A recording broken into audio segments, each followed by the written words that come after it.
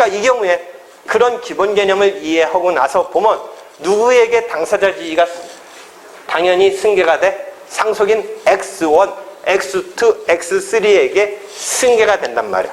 그럼 소송의 도중에 어떻게 되는가? 여러 명이 등장하는 이런 원고측이 처음에는 1대1로 시작했는데 A와 Y로 시작했는데 지금 소송 도중에 X1, X2, X3라는 다수의 원고가 등장하는 형태로 바뀌었네. 그렇지, 지금 그렇게 바뀐 거야. 여러분 이게 특수해서 그렇지 일반적인 재산 청구는 사실은 소송 도중에 사망이 일어나서 상속이 되면 상속은 기본적으로 공유관계란 말이야. 지분이 있고 자기 상속분이 있어. 그러니까 여러 명으로 바뀐 소송 형태는 이게 지금 채권자 대의 소송이라는 특성화 때문에 계속 지금 문제를 끌고 가는데 일반 사건이라면 큰 고민 필요 없어. 어떻게 돼? 상속인이 단독 상속인인 경우야 뭐 더 신경 쓸 필요 없지만 여러 명의 상속인이 있다고 쳐도 그 관계는 1대1 사건이었다가 예컨대 이게 순수한 재산권이고 채권자 대의 소송 같은 게 아니라면 3명의 원고가 등장하는데 공유관계니까 공유관계의 기본틀은 통상의 공동소송이다 필수적 공동소송이다. 어느 쪽이라고 해서 원칙적으로 공유관계는 통상의 공동소송이니까 X1과 Y X2와 Y, X3와 Y의 관계는 통상의 공동소송 관계. 일반적인 재산 사건에 심플한 이런 사건에 있어서는 당사자가 사망했을 때 복수의 상속인이 있다고 전제하에 그 복수의 상속인 등이 당사자로 등장해서 다수 당사자 소송이 된다고 치더라도 그 관계는 1대1의 소송이었다가 여러 명 대 1의 소송이 되지만 통상의 공동소송이니까 특별히 우리가 66조의 규례에 따라서 진행될 거라고만 생각하면 되는데 이 경우는 왜 문제냐면 이게 채권자 대의 소송이라고 해서 여러분이 이제 채권자 대의 소송 기본 다시 틀로 가서 봐봐. 채권자 대의 소송에 있어서 채권자가 대의 소송을 낸 것이 그 중간에 껴있는 B, 여기서는 B, 원래 채무자. 채권자 대의 소송 본다면 이 사람이 채권자지. 이 채무자에 대해서 그 다음에 용어를 이 Y를 제3채무자라고 하지.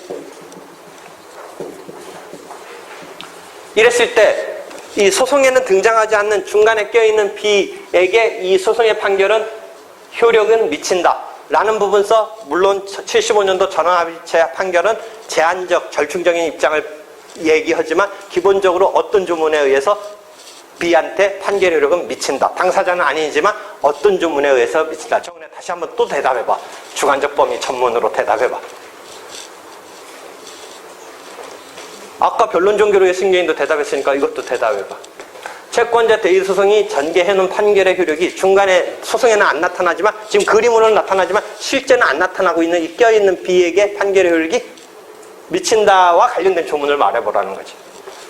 그게 주관적 범위에 관한 건데 원래 주관적 범위는 상대적 효력에 불과한데 어떤 경우에 확장된다? 이 케이스에서 쓰이는 조문은 뭐야? 주관적 범위에서. 그렇지만 판례는 또 절충적으로 본다. 이 이야기로 계속 전개되잖아. 곧바로 등장할 수 있는 조문은 뭐야? 채권자 대의 소송. 채권자 대의 소송의 본질을 통설 판례 입장에 의해서 제3자의 소송 담당으로 본다면 제3자가 소송의 당사자가 돼서 받은 판결의 효력은 본래의 이 기속 주체에게 미친다라고 쓰일 때 쓰이는 조문이 어느 거고 어떤 범위에서 나오는 조문이야? 218조 3항의 기판력 주관적 범위에 있어서 상대적 효력이 확장되는 경우에 있어서 소송 담당 등에 있어서 받은 판결 효력은 원래의 본래의 그 사람한테 미친다.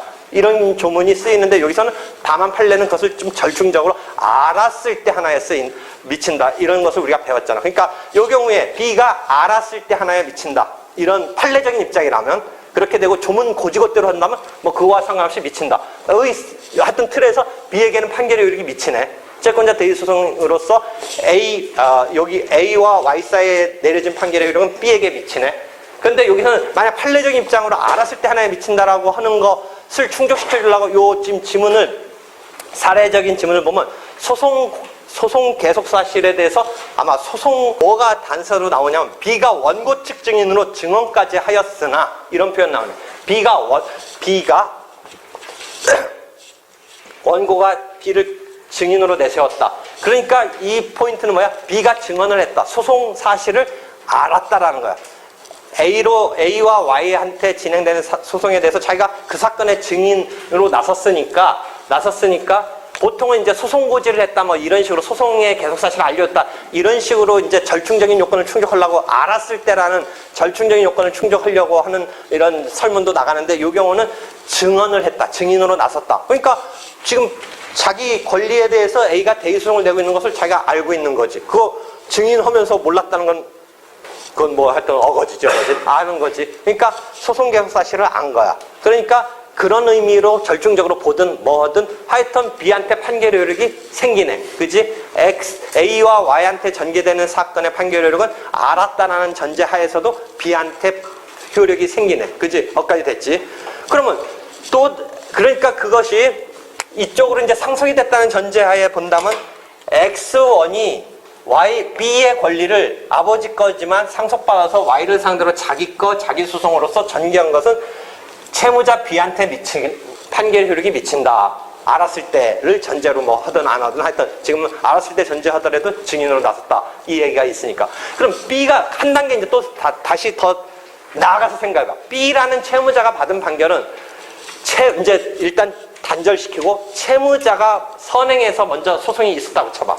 채무자가 선행해서 내려진 판결은 그 뒤에 채권자 대의 소송을 하려는 채권자한테 효력이 미치느냐 보면서 실체법적으로 본다면 여러분이 채무자가 먼저 소송을 먼저 권리를 행사하면 실체법적인 채권자 대의 요건에 있어서 채무자가 자기 권리를 행사하지 않을 것 등등 때문에 채권자 대의권을 뭐 할 수 있느냐 아니냐는 있을 수 있네 논의는. 지금은 하여튼 채무자가 스스로 먼저 진행해서 받아진 판결이 그 뒤에 그것을 바탕으로 채권자 대의 소송을 내려는 자한테 효력이 어떻게 된다 해서 어떤 판례나 어떤 지금 이론 등에 의해서 어떤 식으로 얘기하냐면 판결 효력이 있다라고 그래.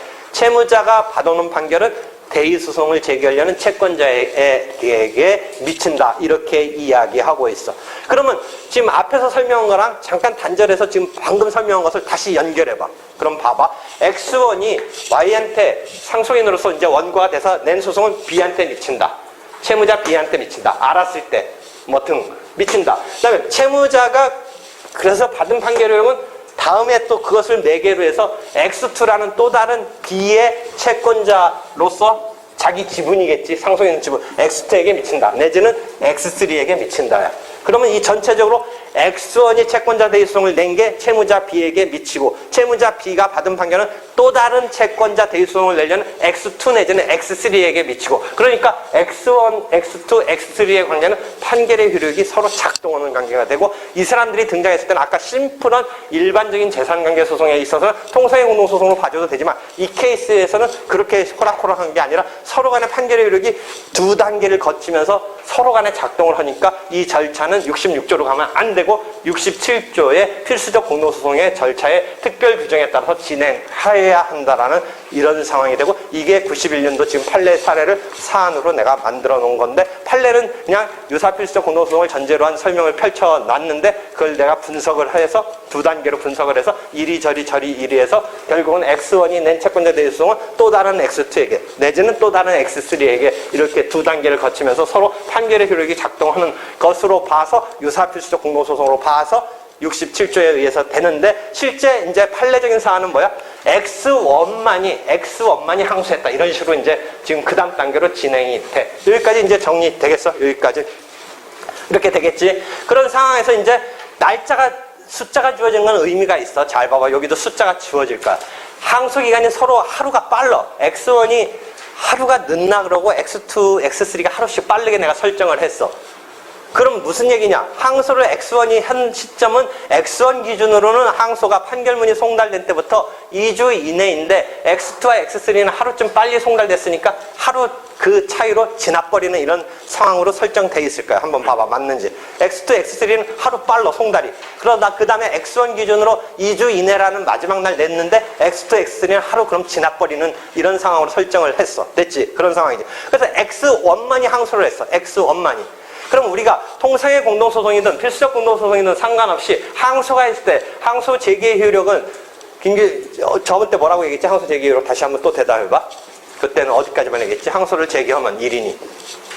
항소심의 기본 원칙, 상소 제기의 범위에 대한 기본 원칙 말해봐. 확정 차단이 2심이 되는데 확정 차단되고 되는데 그게 불가분이라는 게 항상 기본적인 원칙이라고 그랬죠. 그러니까 X1만이 제기한 항소라도 이게 동상이냐 이제 필수냐 상관없이 일단 작동하는 항소는 X2, X3까지 같이 끌려가느냐 보면서 이제 한번 이 불가분의 원칙은 누구한테는 내준다고 그랬어? 통상의 공동소송 독립의 원칙에는 내주니까 그 경우는 각각 항소한 사람은 항소한 사람대로 안 한 사람은 그대로 확정된다. 그 과정까지는 내가 설명을 했죠. 그 다음에 이거는 필수적 공동소송, 유사 필수적 공동소송 67조로 보니까 더더욱 이 경우는 뭐 그 독립 이런 것을 생각할 필요 없이 상소 불가분의 원칙이 작동을 하니까 X1만의 항소라도 X2와 X3까지 다 항소심에 2심이 되고 뭐 이렇게 되는 거예요.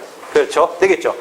거기까지 됐죠? 그 다음에 항소심에서는 확정이 타된되고 2심이 되는 거랑 객관적 우리가 그 병합에서 설명했듯이 그렇게 되는 거와 그 다음 단계에서 이제 실제 현실의 심판의 대상이 어떻게 되느냐는 이제 또 다른 단계에서 생각해 봐야 되는데 이런 필수적 공동소송은 다 같이 끌려 올라간다는 국면에서는 불가분의 원칙 확정이 차단되는데 실제 심판의 대상은 이제 항소한 사람만 하는 건데 합의 확정 때문에 이 경우는 이런 필수적 공동소송 관계에서는 나머지 부분도 다 엇박자가 나면 안 되니까 혹시 항소한 사람만이 심판의 대상이 되지만 나머지도 다 바뀔 수 있는 그런 가능성도 있는 거야. 그 항소한 사람만 억울하다고 한 부분을 뒤집어 놓으면 나머지 사람하고 엇박자가 나니까 나머지 사람은 실제 항소는 하지 않았어도 변경될 수가 있는 거야. 그래서 불이익 변경 금지 원칙이라는 그 심판의 범위를 둘러싼 원칙이 이런 이 필수적 공동소송이라든지 앞으로 또 독립당사 장가가 나오는데 이런 합의 확정을 위해서 필요한 67조가 규율돼야 되는 이런 다수 당사자의 관계일 때는 그 심판의 범위도 불이익 변경 금지 원칙을 깨면서 뭔가 틀을 가져라는 합의 확정으로 가기 위해서 깨는 경우도 나와. 이해되겠어요? 그러니까 X1만 뒤집어주고 X2, X3는 그냥 남으면 엇박자가 나잖아. 그러니까 X2, X3도 경우에 따라서는 항소하지 않았지만 뒤집어질 수도 있는 거야. X1만이 억울하다고 한 것에 X1에 억울하다라는 게 맞다면 X2, X3 항소하지 않은 사람 부분도 혹시 뒤집어질 수도 있는 합의 확정을 위해서 그런 생각을 여기서 여러분이 익히고 있어야 돼요. 다시 정리한다면 항소한 사람만 부분만 항소하느냐는 통상의 공동소송이 나면 맞아. 그렇게 돼. 독립원칙이 작동하니까. 그렇지만 않다면 불가분으로 다 올라가. 그 다음에 실제 심판의 대상은 그거는 원래 항소한 사람만이야. 거기는 불가분이 아니야.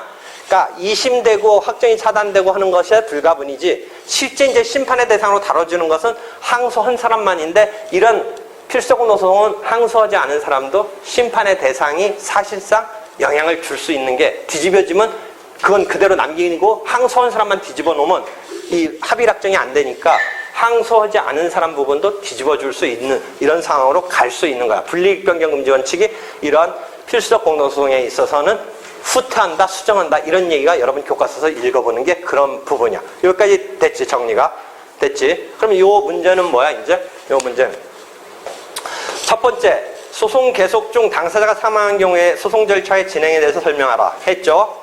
2번 X1, X2, X3의 공동소송 형태는 유사 필수적 공동소송 관계되는 거 논증했죠. 그 다음에 3번 항소심에서 X1에 대해서만 판결을 선고한 것에 잘못은 없는가. X1만이 항소를 했어요. X1 자체만을 기준으로 해서 항소 제기 기간이 지켜졌고 X2와 X3는 이미 항소 기간이 지났는데 제기할 수 있는 기간이 지났지만 X1만의 항소를 가지고도 X2와 X3 부분도 같이 불가분으로 확정이 차단되고 2심이 돼요. 그죠? 그 다음에 X1 거의 판결이 어떻게 되겠어?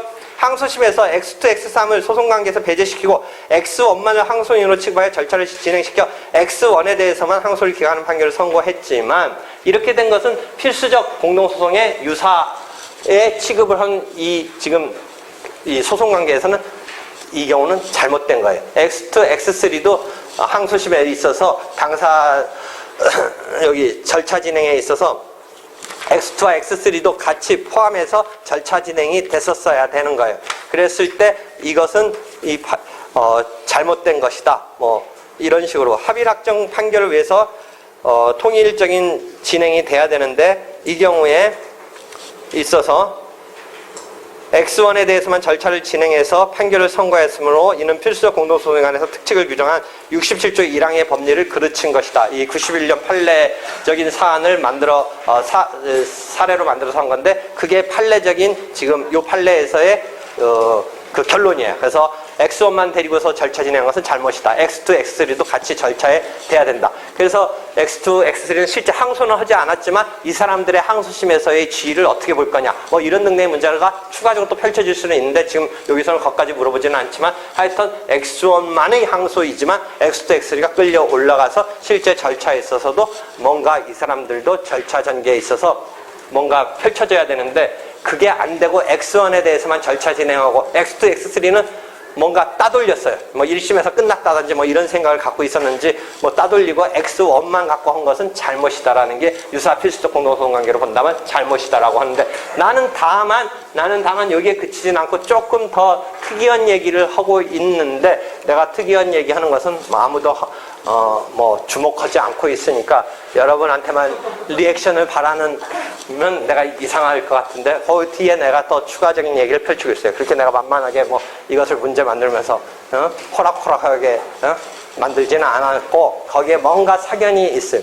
어떤 식이냐면 X1만 항소하고 X2X는 자기 항소기간 도가하도록 가만히 있었는데 같은 상소인이더라도 이 사람끼리 뭐 다 이해하기가 합심해서 자기네 상속목을 막 찾으려고 할 수도 있지만 또 자기네끼리도 싸울 수도 있어요. X1, X2, 상속인끼리 싸우면 뭐 우리 뭐 큰 기업 뭐 어제 오늘에도 막 뉴스가 나오고 병원에 가 있으신 분들 집안에서도 막 나는 막 그런 건데 X1, X2, X3가 뭐 넌 소송하고 나는 뭐 기분 나빠서 안 하겠다. X2, X3는 기분 나빠서 안 하겠다 할 수도 있는 건데 왜 그 X1하고 끝끝내 가가지고 막 같이 하라고 하느냐. 나의 항상 당사자 입장에서의 그 자유스러운 걸 보장해주고 자기 책임에서 자기 행동을 펼치는 것을 보장해주는 내 입장에서 뭐 X2, X3 뭐 싫다는데 그거 놔두지 뭘 굳이 끌고 가가지고 하느냐 라고 보는 게 내 생각이죠. 그렇잖아요. 그러니까 X2X는 꼭 그렇게 볼 거냐 이 판례처럼 볼 거냐 나는 X2X는 뭐 아닐 수도 있다. 쥐가 하기 싫어서 안 온 것까지 뭐 끌고 가가지고 다 하라고 하냐. 지네끼리도 또 내부적으로 싸울 수도 있는 관계일 수도 있는데 그러니까 나는 그런 관점에서 다만 X2와 X3는 어떤 식으로 처리하냐면 항소를 하지 않았다라면 그것을 그대로 나는 받아들여서 아직 한 번도 배운 개념이 아닌데 80조 등에 가면 소송 탈퇴라는 개념이 있어요. 적극적으로 소송 탈퇴한 건 아니지만 나 안 하겠다라는 이것을 탈퇴적으로 봐주고 다만 탈퇴를 했어도 소송 판결의 효과는 탈퇴자에게도 미쳐요.